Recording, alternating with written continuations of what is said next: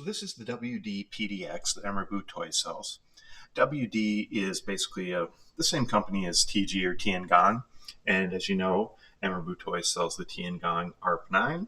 And this WD PDX is very similar. In fact, it's like the same gearbox, and you'll see a lot of similar build components. In this video, I'm just going to talk about how I took it apart, talk about a spring upgrade, and then eventually this will have kind of a custom kit that I'm going to put on it. So starting with taking it apart, pretty straightforward, pretty easy to work on these blasters. Not quite as easy as the TG ARP9 to change the spring, because you do actually have to open it up. There is no access through the buffer attachment like you get with that TG ARP9, but still not hard. All right, so first off, you've got to get the handguard off. You've just got one bolt here that you're going to use a big Allen wrench on. That comes out. This slides off, okay?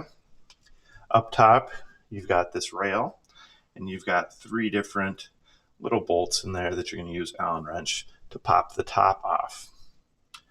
On the actual shell itself, you're going to have one here. That's the one that has the angle piece, right? So that it lines up there. You're just going to unscrew that. That should come out no problem. Unscrew with the Allen wrench, your mag release comes out. Now this one back here can be problematic. So that looks similar to the front one, right? Except it's round, and Allen wrench on the other side. The downside is that this one, and this has happened to me on a couple now, is in there. So it's in there tight.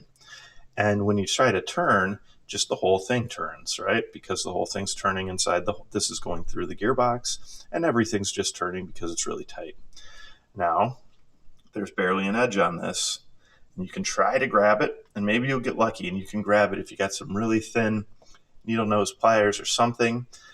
But man, I've got a ton of tools, and I could not find something to grab it that would stop it from turning when I was Allen wrenching the other side, or even trying to get a little wedge underneath it so there's pressure so that you could turn. Wasn't working. So I just drilled this out.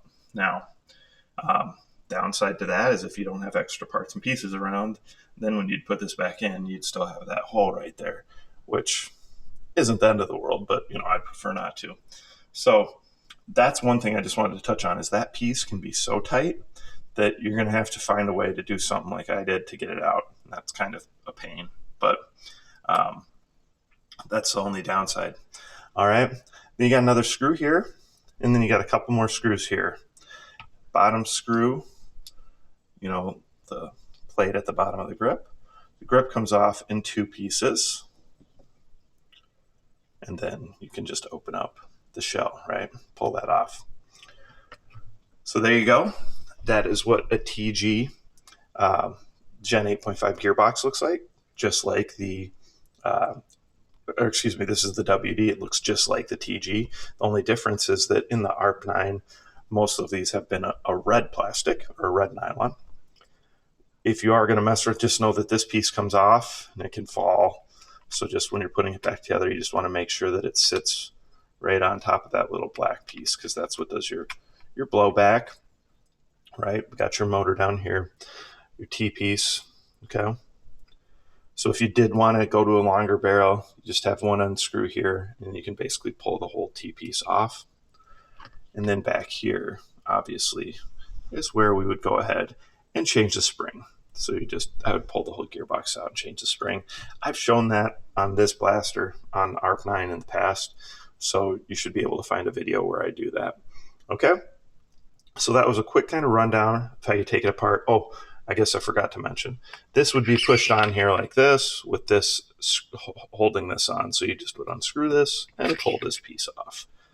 Pretty straightforward, pretty easy to work on. Not quite as easy as a traditional Gen 8 M4, but still definitely easy, and I would say easier than the V2 blasters, just because opening this up and getting at it is pretty easy, aside from this one bolt that gets stuck.